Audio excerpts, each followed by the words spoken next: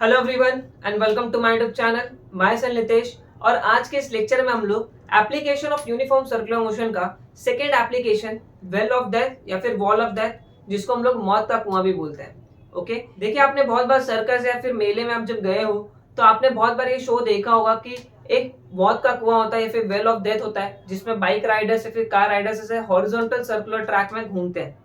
तो ये horizontal circular track में घूमते हैं तो नीचे क्यों नहीं गिरते हैं, ये इसके पीछे की पूरी फिजिक्स को आज हम लोग इस डेरिवेशन में समझेंगे। ओके, तो यहाँ पे देखिए हम लोग ने पहले से प्रीवियस लेक्चर में डिस्कस किया था, जब हम लोग ने पहला एप्लीकेशन देखा था कि हम लोग कौन सा मोशन देख रहे हैं, यूनिफॉर्म सर्कुलर मोशन का एप्लीकेशन देख रहे हैं, जहां पे सेंट्रीपिटल फोर्स और सेंट्रीफ्यूगल फोर्स जो मैग्नीट्यूड होता है दोनों का एक दूसरे को क्या होता है, इक्वल होता है, जो एक दूसरे को क्या कर देते हैं, बैलेंस कर देते हैं।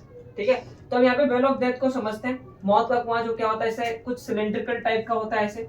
ठीक है, अब एकदम पूरा एकदम सिलेंड्रिकल नहीं होता, वो थोड़ा सा ऐसे टिल्टेड होता है कुछ एंगल पे, लेकिन यहाँ पे हम लोग समझने के लिए इसको थोड़ा सा ऐसे बना रहे हैं। ठीक है, ये हमारा मौत का कुआं है, वेल ऑफ डेथ। अब देखिए गाड़ियां ऐसे इसमें घूमती रहती हैं। ठीक है, तो हम लोग यहाँ पे गाड़ी की जगह एक पॉइंट पार्टिकल लेते हैं, एक पॉइंट मास लेते हैं। यहाँ पे हम लोग इस पॉइंट को क्या एज्यूम करेंगे, ये क्या है, एक व्हीकल है। ठीक है, अब ये देखिए ये सेंटर के रेस्पेक्ट में, ये सेंटर के रेस्पेक्ट में क्या कर रहा है, ऐसे सर्कुलर पाथ में से घूम रहा है। ठीक है, अब देखिए कैसा कर रहा है, हॉरिजॉन्टल सर्कुलर ट्रैक, ये कैसा है, हॉरिजॉन्टली क्या कर रहा है, सर्कुलर मोशन कर रहा है।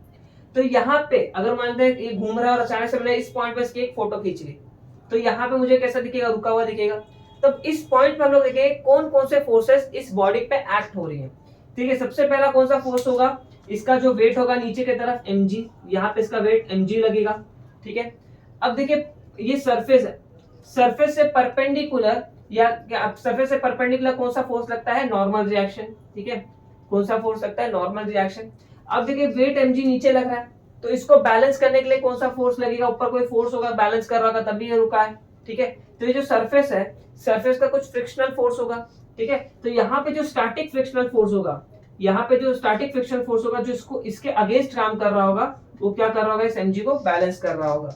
ठीक है, जैसे मान लेते हैं हमारे पास बुक है, ये हमारा वॉल है, इस वॉल पे व्हीकल है। ठीक है, गाड़ी है समझो। ठीक है, अब ये गाड़ी पे क्या होगा, ये गाड़ी का वेट नीचे की तरफ लग रहा है। ठीक है, अभी देखिए सरफेस से ठीक परपेंडिकुलर क्या लगता है, नॉर्मल रिएक्शन लगता है, ये क्या है, नॉर्मल रिएक्शन है। ठीक है, अब यहाँ पे नॉर्मल रिएक्शन का केस तो समझ में आ गया। ठीक है, अब ये देखिए यहाँ पे रुका है तो इसका वेट नीचे की तरफ लग रहा होगा, ये ओरिजिनली तो रुका नहीं है, लेकिन हम लोग एक स्टैटिक पॉइंट पे इसको हम लोग ऐसे ऑब्जर्व कर रहे हैं, उसके पे क्या क्या फोर्सेस लग रहे हैं। ठीक है, तो यहाँ पे नीचे इसका वेट लगेगा। अब देखिए जब नीचे जाना चाहेगा तो ये सरफेस कैसा है, इसके ऊपर कुछ फ्रिक्शन होगा, तो सरफेस क्या करेगा, इसको नीचे जाने से अपोज करेगा, मतलब इसके अपोजिट डायरेक्शन में क्या लगेगा, एक फोर्स लगेगा जिसको हम लोग क्या बोलते हैं, फ्रिक्शनल फोर्स। और ये क्या, कौन सा फ्रिक्शन फोर्स होगा, स्टैटिक फ्रिक्शनल फोर्स, जो क्या कर रहा होगा, इसको स्टैटिक पोजीशन में रहने के लिए हेल्प कर रहा होगा। ठीक है, इतना समझ में आया। ठीक है, तो ये दोनों फोर्सेस एक दूसरे को बैलेंस कर रही हैं। अब देखिए जब कोई भी पार्टिकल सर्कुलर मोशन करेगा तो उसको उसके पास सेंट्रीपिटल फोर्स लगेगा, तो ये जो नॉर्मल रिएक्शन है सेंटर के तरफ लग रहा है, ये जो नॉर्मल रिएक्शन कहाँ लग रहा है, सेंटर के तरफ। तो मैं क्या बोल सकता हूँ, यहाँ पे जो नॉर्मल रिएक्शन है वही क्या प्रोवाइड कर रहा है, यहाँ पे सेंट्रीपिटल फोर्स प्रोवाइड कर रहा है। ठीक है, यहाँ पे जो नॉर्मल रिएक्शन वो क्या कर रहा है, यहाँ पे सेंट्रीपिटल फोर्स प्रोवाइड कर रहा है। या फिर हम लोग ऐसे बोल सकते हैं जो नॉर्मल है ये क्या कर रहा है, सेंट्रीफ्यूगल फोर्स को क्या कर रहा है, बैलेंस कर दे रहा है, कैंसिल कर दे रहा है। सेंट्रीफ्यूगल फोर्स कहाँ लगेगा, अवे फ्रॉम द सेंटर, जो क्या करेगा, नॉर्मल रिएक्शन को बैलेंस कर दे रहा है। ठीक है, तो यहाँ पे हम लोग डायग्राम के हेल्प से यहाँ पे जो बॉडी पे कौन कौन से फोर्स एक्ट कर रहा है उसके हेल्प से हम लोग यहाँ पे क्या बोल सकते हैं, जो स्टैटिक फ्रिक्शनल फोर्स है वो mg के इक्वल है। ठीक है, हम लोग ने प्रीवियस लेक्चर में भी देखा था जो स्टैटिक फ्रिक्शनल फोर्स है वो क्या हो सकता है, इक्वल या फिर लेसर देन क्या होगा, mu time of n, coefficient of static friction into normal reaction. ये मैक्सिमम कितना हो सकता है, इतना।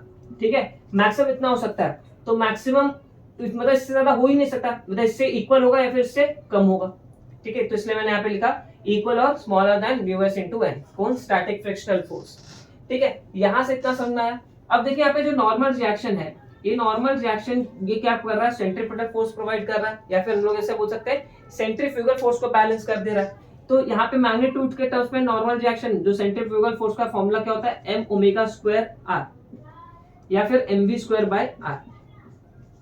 ठीक है, हम लोग ऐसे बोल सकते हैं। ठीक है, इतना बात समझ में आया। लेकिन इस डेरिवेशन में लोग करने क्या वाले हैं, देखिए अब ये सर्कुलर पाथ में घूम रहा है।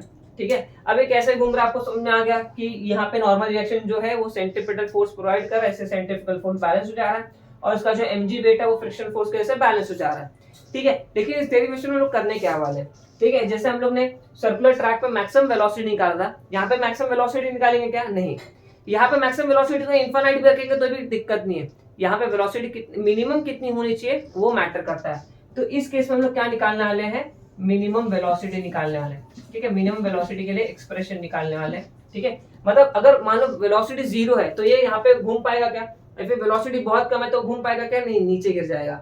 आपने देखा होगा हमेशा वो बहुत ही हाई स्पीड से क्या कर रहे होंगे, ऐसे घूम रहे होंगे, तो इनकी स्पीड बहुत ज्यादा होती है। तो ये इनकी मिनिमम कितनी स्पीड होनी चाहिए ताकि ये क्या कर पाए, ऐसे हॉरिजॉन्टल सर्कुलर ट्रैक में घूम पाए, उसका हम लोग डेरिवेशन करेंगे, ठीक है। तो यहाँ पे इस इक्वेशन को ले लेते हैं, अब इस इक्वेशन से पूरा गेम यहाँ पे हो जाएगा। देखिए एफएस क्या है हमारे पास, lesser than equal to mu s times of N, ठीक है। देखिए यहाँ पे जो एफएस की वैल्यू है यहाँ पे कितनी है, mg, मतलब एफएस mg के इक्वल है, lesser than equal to mu s, mu s तो वैसे ये n की वैल्यू हमारे पास क्या है, यहाँ पे n की वैल्यू हम लोग क्या ले रहे हैं, mv स्क्वायर बाय r, ठीक है। अब यहाँ पे दोनों साइड में जो मास है, मास वाला टर्म क्या हो जाएगा, कैंसिल कर देगा एक दूसरे को, ठीक है। अब यहाँ पे क्या बचेगा, g lesser than equal to mu s into v square by r। अब मुझे क्या चाहिए, यहाँ पे v चाहिए, बाकी सारे टर्म्स को उधर भेज देंगे तो v square is equal to क्या हो जाएगा, rg अपॉन म्यूएस हो जाएगा, ठीक है। यहाँ पे हम लोग क्या कर रहे हैं, मिनिमम वेलोसिटी फाइंड आउट करते हो, ऑब्वियसली क्या होगा, मिनिमम होगा, मिनिमम वेलोसिटी। अब यहाँ पे स्क्वायर रूट ले लेंगे तो क्या होगा, v minimum is equal to under root of rg mu s, under root of rg mu s. मतलब कोई भी अगर कोई भी व्हीकल अगर हॉरिजॉन्टल सर्कुलर ट्रैक पे ऐसे सर्कुलर पाथ में घूमना चाहता है तो उसको मिनिमम इतनी वेलोसिटी मेंटेन करनी पड़ेगी। डिपेंड करता है इसका रेडियस कितना है और g की वैल्यू क्या है उस पॉइंट में, g की वैल्यू तो कांस्टेंट होगी, और इसका स्टैटिक फ्रिक्शनल फोर्स कितना है, ठीक है, coefficient of static frictional force कितना है उस वॉल का, ठीक है। अगर मान लेते हैं यहाँ पे पानी है या फिर ऑयल लगा है इस फर्श पे, मतलब ये जो वर्टिकल ये जो है फर्श, इसके ऊपर ऑयल लगा है, फिर पानी है, फिर कोई भी ऐसा स्लिपरी सब्सटेंस है, जिससे क्या होगा, इसका म्यूएस का वैल्यू कम होगा, मतलब म्यूएस का वैल्यू कम होगा तो वेलोसिटी जो होनी चाहिए, वो स्पीड होनी चाहिए, वो क्या होनी चाहिए, और ज्यादा होनी चाहिए, ठीक है। तो यहाँ पे कोएफिशिएंट ऑफ स्टैटिक फ्रिक्शन में बहुत ज्यादा डिपेंड करता है। तो यहाँ से मुझे लगता है कि आपको ये डेरिवेशन काफी अच्छे समझ में आ गया होगा। देखिए हम लोग ने पहला application vehicle along a horizontal circular track भी हम लोग ने पिछले वीडियो में देखा था, लेक्चर नंबर 3 में, जिसका डिस्क्रिप्शन मैंने लिंक दे दिया है, वहां से आप देख सकते हो, और सारे लेक्चर्स जो पहले के हैं स्टार्टिंग के वो भी देख सकते हो, ताकि आपको पूरा चैप्टर एक सीरीज बाय सीरीज बहुत अच्छे से समझ में आने लगे, ठीक है। बाकी के जो एप्लीकेशंस है वो हम लोग बाकी के आगे के लेक्चर्स में करेंगे, ओके। तो मिलते हैं नेक्स्ट वीडियो में, thank you so much for watching.